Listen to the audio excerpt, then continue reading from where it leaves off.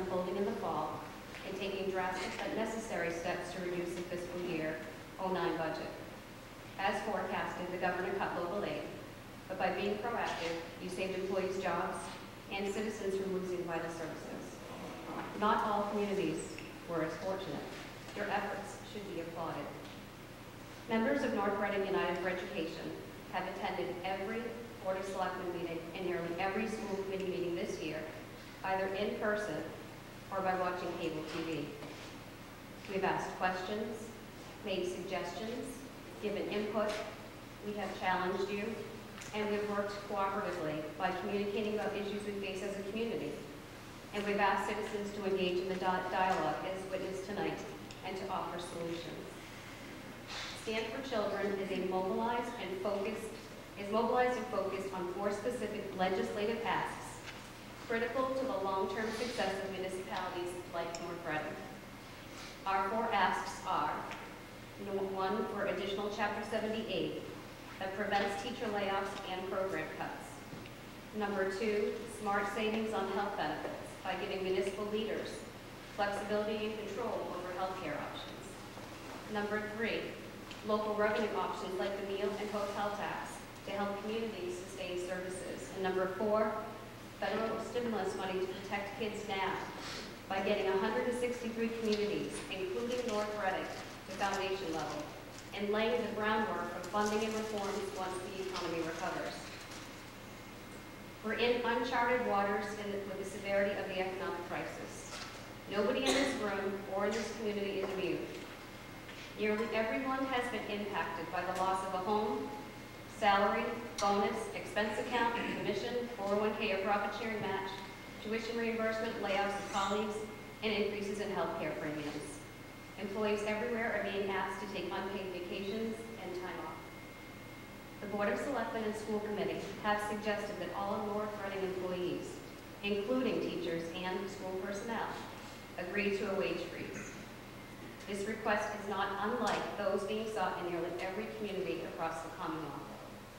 North Reading United for Education fully stands behind this platform to preserve the vitality and integrity of town and school services. The alternative will be far-reaching and devastating to children, to seniors, and to all citizens, including employees. As NRU and STAND members and as parents, it's our obligation to keep our commitment to kids through good times and bad. For 180 days last year, students were disproportionately impacted by devastating cuts to education, resulting in 4.5 days of school per week, the loss of 14 teachers and cuts to music, art, and PE, reduced time in learning with middle school students spend 1 to 2 hours per day in study halls, increased class sizes and user fees, and lowering our standards. Nearly 50% of all teachers in North Reading have 1 to 2 years of teaching experience. And that's not teaching in North Reading, that's teaching, period. Last spring, you made difficult decisions that restored personnel and programs to our schools, and for that, we're very grateful. The school year began with a sense of optimism. It was standing room only at back-to-school night at the middle school. Teachers, parents, and students alike were enthusiastic and all breathed a collective sigh of relief, but it was short-lived. Just 9 weeks into the school year, the bubble burst with the announcements of budget and hiring freezes. The heat was turned down, the lights turned off, and the inkjet cartridges dried up. The harsh realities of multiple town and school priorities, chasing dwindling revenue dollars and reduced state funding set in again. Now we're on the verge of losing significantly more ground on education, as a $1.3 million budget shortfall is guaranteed to increase tuition and user fees, eliminate 14 to 18 positions, increase class sizes, possibly lower graduation requirements, and raise accreditation issues with the loss of the only certified librarian in our district. It's possible some sports fees will increase to $1,000 per sport, making it unaffordable for many to play. Ironically, the community who earned the #1 ranking for being a tech-friendly community may eliminate the one remaining technology integration teacher and technology support person, leaving nobody in our district to oversee 900 computers, the latest technology, and smart boards that parents have invested in. Please help us keep our commitment to kids by promoting a fair and equitable budget that places a high priority on education while balancing vital town services. We recognize the severity of this crisis, but we also know our children get only one chance at each grade. Nearly 2,900 children in North Reading are counting on us and don't have time to wait. We place a high value on education quality in North Reading for all children, and investing in education benefits the community in several ways. Number one, by preserving the value of our homes. Number two, making our community attractive to buyers and keeping citizens from moving out. Number three, providing children the building blocks to become successful citizens and future leaders. Number four, it keeps pride in our community. And number five, it continues to earn us distinctions like the Tech Friendly Award. Thank you to the Board of Selectmen and town leaders for your ongoing dedicated services to our community and for your consideration of preserving the value we place in quality education in North Reading. Thank you.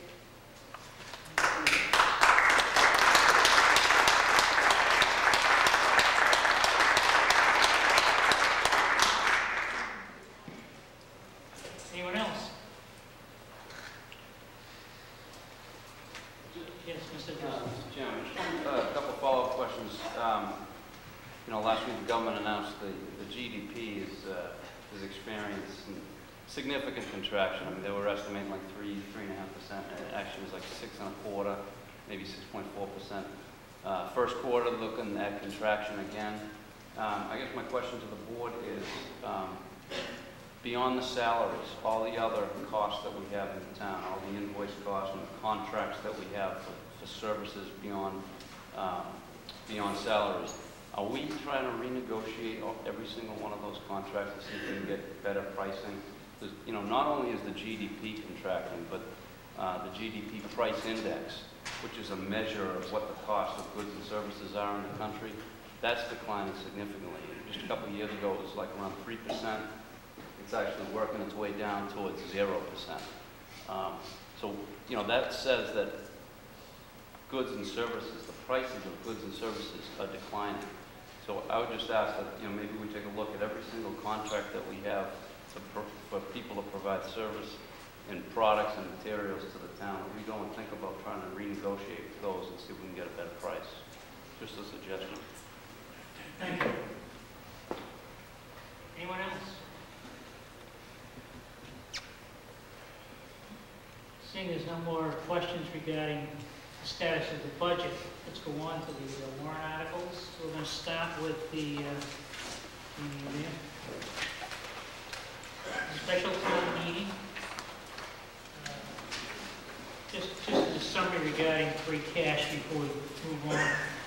Free cash that we have currently for this year is $229,000. Uncommitted for the FY 2009 funds from mid-year cuts of $300,000. This was $150 from the schools and $150 from the town. There's $89,000 that we haven't spent. We plan on spending that money at April town meeting as follows. School department technology lease, $60,000. This is an obligation. I think it's the second year of the lease. Has to be paid. And the balance, $257,000, will be applied towards the snow and ice test, leaving a free cash balance of $0.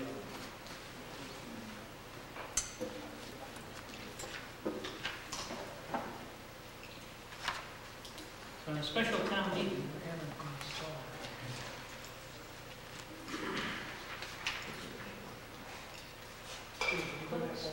maybe this is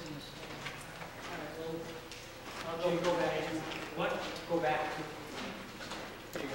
Oh, I skipped over.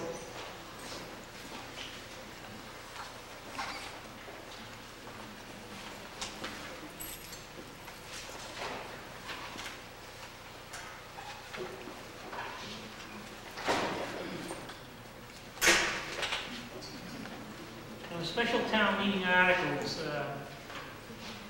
There's an FY 2009 budget in there.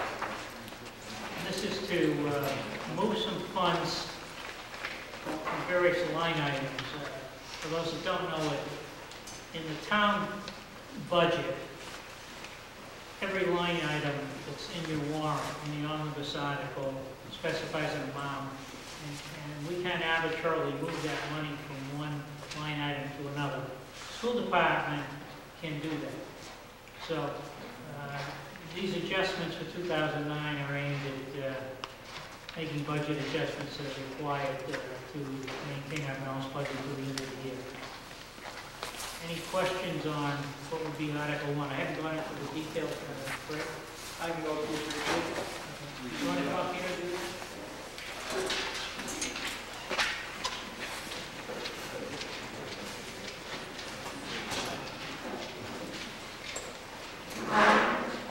Good evening again. The estimated amount, keep in mind these are estimates. The water department would be approximately $100,000, reflective of the cost of purchase of water from the town of Andover, which has increased in price by about 5% over the past year.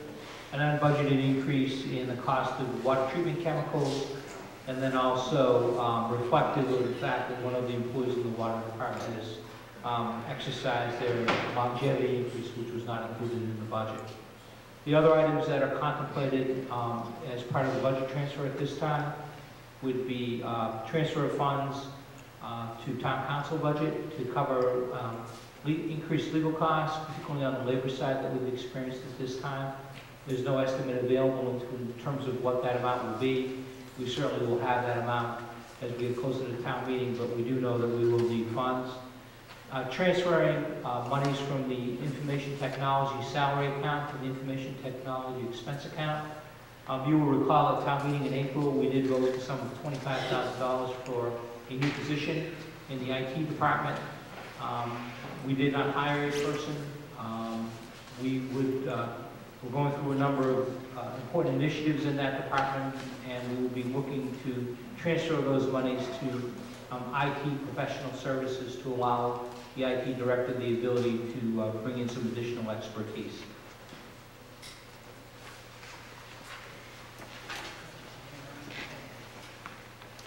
The second article for the special town meeting is the transfer of MTB settlement money to the Stickney Well Fund. You might have read the paper a number of months ago. We received money in a class action suit related to the contamination of groundwater. And we plan on transferring that money into the Stickney Well Fund, which is a capital fund that exists as a result of contamination many years ago for one of our wells, and will be used for capital expenditures related to water. And what this, really equates to is having this money available means that additional water capital is required. Instead of changing the water rate to fund it, that money will be transferred from the Stickney Well Fund. Any questions regarding Article 2? By the way, when I talk about these articles and the numbers, there may be some slight changes in the numbering when you get your printed warrant.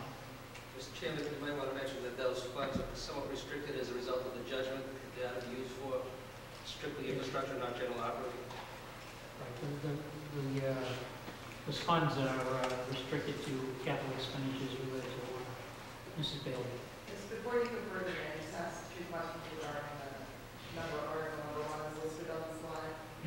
I just wanted to check, would the funding source for the water department be water revenue? Yes, it's water revenue. It doesn't impact our operating budget. And the funding source for any of the ones in the legal line, is that a transfer from by FinCom, or is it what's the funding source for that?